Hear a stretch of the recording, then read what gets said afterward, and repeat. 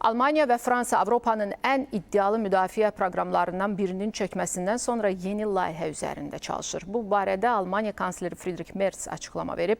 Bildirib ki, rəsmi Parislə birgə yeni hava müdafiə məlumat şəbəkəsi layihəsinin detalları gələn ay açıqlanacaq. Berlindən xüsusi müxbirimiz Günay Məmmədova təfərrüatları çatdırır. Hazırda Almaniyada Avropa təhlükəsizliyi və rəsmi Berlinin hərbi strategiyası baxımından bəzi yeniliklər yaşanır. Almaniya və Fransa arasında müdafiə sənayesi sahəsindəki yeniliklərdən söhbət gedir.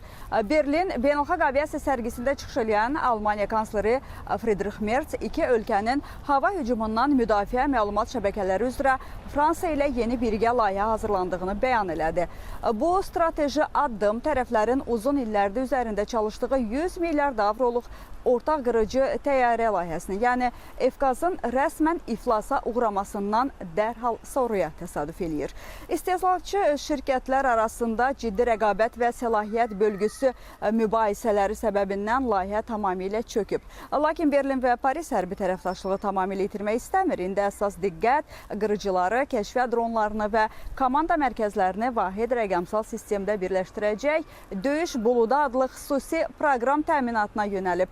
Kansler Merz xüsusi olaraq vurğulayır ki, hər iki ölkənin müdafiə nazirləri bu rəqəmsal şəbəkənin rəsmi təfərrüatlarını iyul ayına qədər tam hazır eləyəcək.